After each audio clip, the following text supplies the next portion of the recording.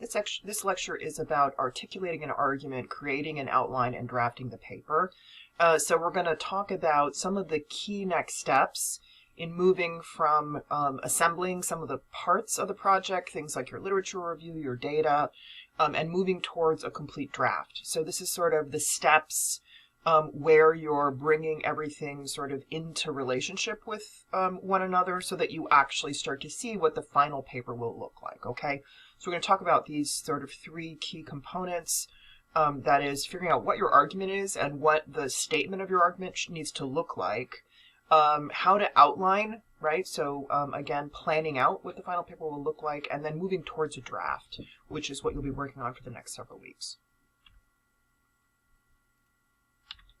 Okay, so let me start with just sort of an overview of what the components are of the process of turning what started as a question into an argument. And the argument will take the form of what is called a thesis statement. So the thesis statement is the very succinct, usually one-sentence version of your argument. So it's a really, really important part of what will ultimately become the final paper, okay? So, you start with a question, and that has guided, how you look for sources and thinking about what kinds of data to use and all of that. So as we move towards actually drafting the paper, what you're really looking for is what the answer to your research question is, right? That answer is the argument you will make in the paper, and it will take the form of your thesis statement, okay? It is also sometimes referred to as a main claim, so you can see the language here of claim. So argument, claim, those are basically two words for the same thing, and then the thesis is the sort of form that that argument or claim makes, okay? Now, when you make that argument or claim, when you put forward that thesis statement, obviously you need to back it up. So what you will be using to back that up, again, in the course of the paper, and you're going to start moving towards that by writing an outline, are reasons and evidence, okay? So the reasons are the points that you're going to make that support and lead to that overall claim or argument. And the evidence is stuff like the data, right? It's more specific material that backs up what you're claiming, right? So you can think of it as sort of, a pyramid, right? Where you've got a broader set of sort of points, pieces of evidence, right? Things that support what you are trying to say, and those take the form of smaller level points that then in turn buttress your overall main claim, okay? So you're sort of building up the basis through your lit review, through your data, for sort of what your main argument can rest upon, okay? So that's a way to think of it. This is the sort of scaffolding that we're doing as we work through the different steps of the paper. Okay, so let's get more specific about what that argument, again, in the form of a thesis statement, needs to look like. All right. And the way I'm going to talk about it is I want to talk about the main qualities or characteristics of that thesis statement. Okay. These are sort of the things you should be striving for in terms of what your thesis statement is like. Okay. So the first is that it's important that your thesis statement, that is your argument in the form of one sentence, is significant and relevant, right? So in other words, you don't want somebody reading that argument and saying sort of, so what? Like, that doesn't seem important, or who cares, right? And it can be significant and relevant in a number of ways, right? Like, it can be that you are making an argument about what might be called the missing piece, right? Like, other scholars have found something on this subject, but they haven't actually quite talked about this one little piece of it. And in my paper, I'm going to talk about that piece and therefore sort of fill in our understanding. It could be that you're taking something that has been addressed in one setting, but you're going to make broader connections, right, across, say, different parts of the world or different eras, right? So a way to think about what makes your argument significant and relevant is that it's something that has value in its own right, but it's also contributing to the bigger picture, right? So all academic scholarship is part of a sort of ongoing conversation, right? So you want it to have its own sort of weight, but the as important thing to think about is that it's part of that conversation and that it's contributing something new to that conversation, okay? The second a characteristic of a good, solid thesis statement is that it's debatable. What I mean here is that what you put forward should not be something that people would say if they read it, well, of course that's the case, right? Like, there isn't any real question about that, right? It needs to be something around which it is reasonable for there to be more than one position, right? That's what makes what you are doing an argument, right? It's an argument in the sense that you are staking a claim about something, and there are probably multiple different perspectives on that issue, right? Yours is not the only reasonable position to take. If it were the only reasonable position, if there were no reason to debate it, there kind of wouldn't be much point in arguing it, right? So again, your thesis statement needs to be debatable. The third characteristic of a good thesis statement is that it's clear, okay? That means typically short, pretty simple language, pretty narrowly focused on your topic. So the idea here is that a profound and important argument does not need to be overly complex, right? And often if a thesis statement is too complicated, right, like there's too many variables or it's a big long-winded sentence, it's less effective than if it's very to the point, okay? So strive for a thesis statement that is clear. A related idea with it being clear is that it should be pretty specific and narrowly defined, okay? So in other words, you don't want to make your thesis statement or your argument so broad and in such big global terms that there's nothing to sort of ground it in the real world, right? So the idea with any kind of argument is that you're going to make an argument about something quite specific and narrow, with the idea that your answer to that will illuminate bigger issues, okay? So make sure that you keep it fairly narrowly focused. And finally, it needs to be something that is actually researchable, right? In the sense that it's something that you can actually do, that you can find that answer to, right? You want to make sure that your argument is not about something that remains so abstract or so impossible to track down that it's very hard for anyone to really have a sense of whether what you are arguing holds water, okay? So these are the 5 key characteristics that I'd like you to strive for in your thesis statement, right? That it's significant and relevant, that it's debatable, that it's clear, that it's specific and narrowly defined, and that it is something that is indeed researchable. Okay, so again, I'm just sort of reiterating some of those characteristics at the top of the slide, all right? And I want to give you a couple of examples, right, of what a more solid thesis statement or claim looks like versus one that doesn't quite meet those criteria that we've just gone over, right? So on the bottom of the slide are some examples of some thesis statements, right? These are fictitious thesis statements. The first one, elementary education is more important than secondary education. The second thesis statement is a higher percentage of registered Democrats than registered Republicans voted in the 2016 elections. The third is most people believe in a higher power. And the last one is globalization is no longer a relevant concept now that nationalist movements have gained prominence worldwide. All right. And there are sort of strengths and weaknesses to all of these, right? But if we look at those characteristics that I've talked about, we can, I think, start to see which of these is better and which is less successful, okay? So if we start with elementary education is more important than secondary education, right? Well, one of the problems we can already see with this is it's hard to actually come up with a reasonable answer to that because the terms are not well defined. Right? It's not very clear what is meant by more important, right? So we could certainly imagine a project that compares elementary education and secondary education, but the terms of that comparison would need to be much clearer, much more sort of spelled out, right? Otherwise, it's kind of hard to know how you might answer that unless you know what more important means, right? The second, again, example thesis statement, a higher percentage of Democrats than Republicans voted in the elections, right? This one, we can start to see, we could answer that question, right? Or someone could answer that question. But then the question of whether it's significant, right? Remember, one of the first characteristics I talk about is that it's significant and relevant.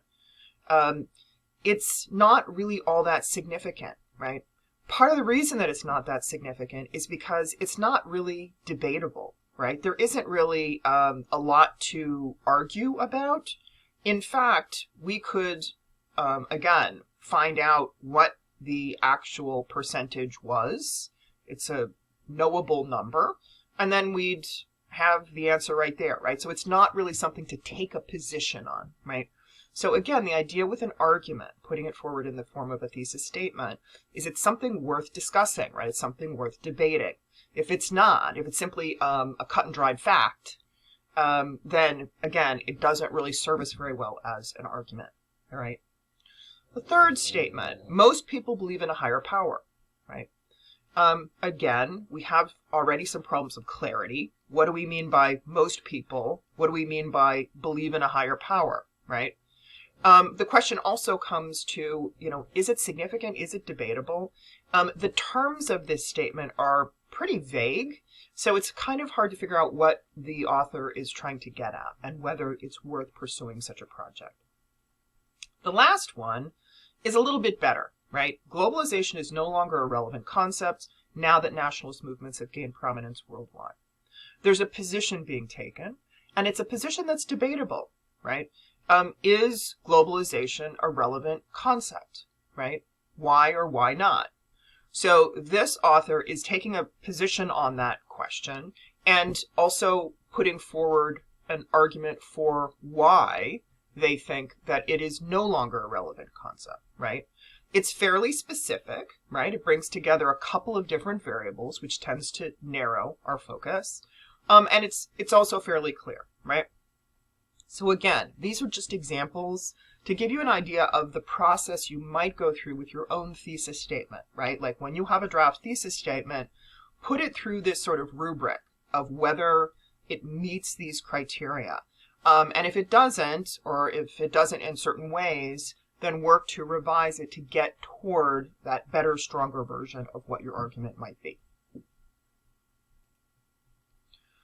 Okay, so again, as I started saying, you're going to put forward a thesis statement or a claim, and then you're going to connect it to reasons and evidence. The idea is to scaffold these elements so that you have a strong argument, right? You have the supports in place to prop up the broader argument that you want to make, okay? So the claim, which we've just been talking about, is again something that's significant, debatable, clear, right? That's your main argument. The reasons are points that you put forward. So they're smaller scale than the overall claim, but they contribute to that main claim. And then the evidence is a specific sort of empirical information that can be used to support both your reasons and then ultimately your claim. So this is the data you're working with, findings from or themes, evidence from your literature review, that kind of thing, right? The material that you can use to provide credibility to the ideas that you're putting forward, okay? So on the bottom of the slide, I have an example of the relationship between a claim, a reason, and evidence, right? We don't need to necessarily agree with what's being argued in this particular paragraph, but I use it just, again, as a model for how those three components might fit together, okay? So this example goes like this. Needle exchange programs contribute to increased drug usage. That's an argument. That's a claim. Again, that's debatable, right? We may not agree that that's well supported, but it's certainly a claim, right? So that's the claim. Then the author goes on. When their participants realize that they can avoid the risk of disease from infected needles, they feel encouraged to use more drugs. That's a reason, that's a point that backs up, right, and supports that claim. Author goes on, a study of those who participated in one such program reported that 34% of the participants increased their use of drugs from 1.7 to 2.1 times a week because they said they felt protected from needle-transmitted diseases. And then there's a citation for the study by Smith in 1998. There's the evidence, right? So you start to see how those three parts fit together. If the author just came out and said, needle exchange programs don't work, right? Or don't work because they increase drug use. Well, we might say, well, how do you know, right? Like that, you saying that without any other supports doesn't convince me, right? So to make it valid, or at least reasonable, you need to back it up. And you need to back it up both by the points or reasons that you author. Why does it work? Why do these, based on this claim, why do these programs contribute to increased drug use? Well, the author argues, because people realize they're protected and then are going to use more, right? Really? Okay, well, how do you know that? Well, there was a study by Smith. Smith measured that, and Smith found that indeed there was an increase, okay? So again, this is just a random example to show you a model of what it looks like. This is what you want to do throughout your paper. In each section of your paper, you're going to have points or reasons backed up by evidence that all contribute to your ultimate overall argument, okay? All right. So what we're doing here is starting to assemble the elements of an argument, okay, which are all going to be parts of what you outline as you move towards your draft. And indeed, all the questions that I have here on the slide are all parts of the paper drafting worksheet that you'll be working on next week, okay? You can already look in assignment 5. We'll have you filling out a sheet that is about, again, bringing together these elements of the paper to craft the argument that will be the framework for your final paper. So, what are some of the elements you need to assemble then? First, the thesis statement that we've already talked about. What is your claim? What is your thesis statement? What are your reasons, right? We just talked about the relationship between a main claim, reasons, and evidence. So then, what are the points you're going to make to back up this claim that you're making? What's the evidence, right? What are the things you found in the literature? What are the data points you found in your databases, right? That all point to this thing you want to argue.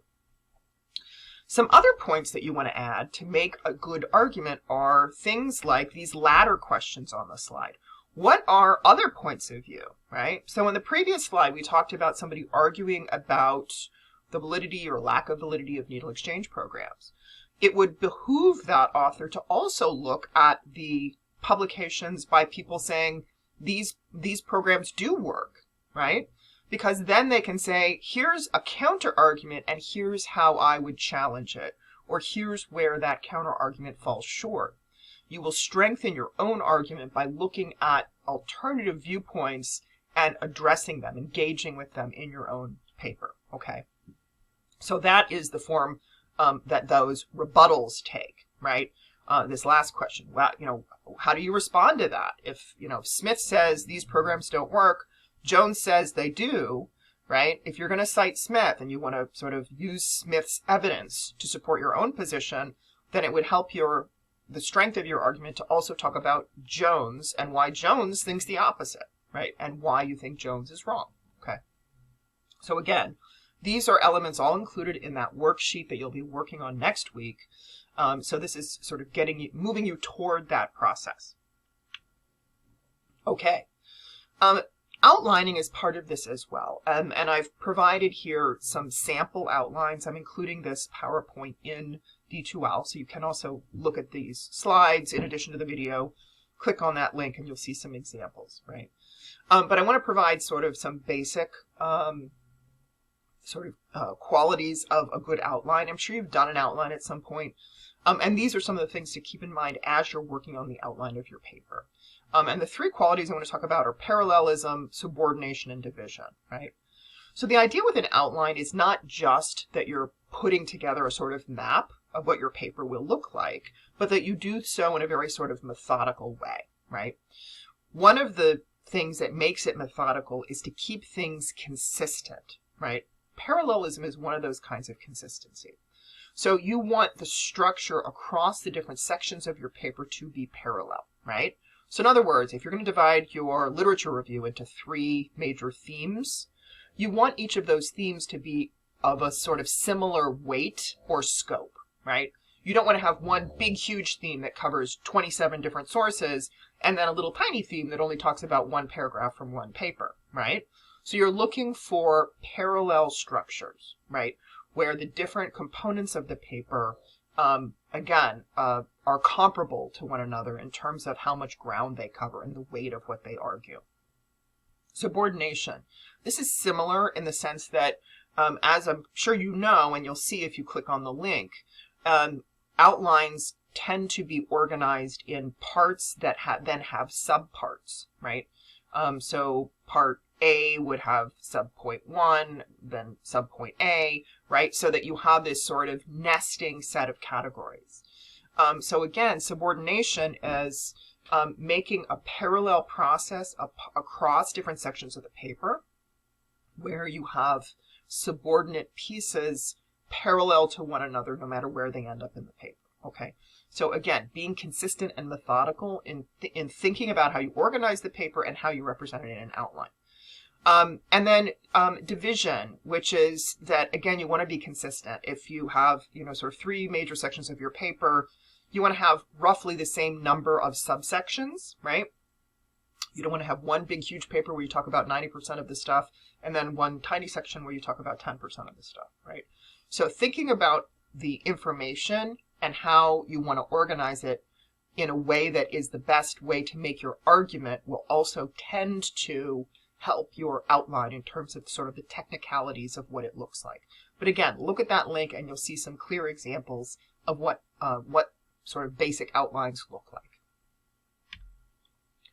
Okay, so again, this is how I framed the assignment that you'll be working on over the next couple of weeks, which is, I'm calling it your statement of argument and paper outline.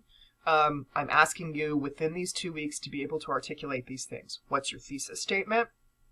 How will the sections of your paper support your thesis, right? Including what are the reasons within each section? And how will your paper overall be organized, right? So that's the outline. What does it look like from beginning to end? What goes in the intro? What goes in the lit review section? What goes in, all the different parts of the paper? This is what you'll be working on. And again, the assignment also gives you, or, the assignment folder in D2L gives you a handout to lead you through this process, right? So that handout, which will be, again, includes all the sort of component parts, will be a way to organize your thoughts, get an outline of the paper in order, and be really prepared for the next step, which is a full draft. So we're coming up very soon on you creating a full complete first draft. And this set of things that I've been talking about in this lecture and that you'll be working on in that handout are the important steps to get from where you are now to that draft, okay? It's good to use these steps instead of trying to sort of jump directly into lots of writing out the full draft. This is the way to get, now that you've got a lot of different things on the table, get them all organized. Then you'll be in a position to write effectively. Okay, well, I hope this is useful. Again, please take a look at the D2L, to see the PowerPoint that I'm using here. So you can also use the link to the outline. And as always, if you have any questions, let me know. Talk to you later. Bye.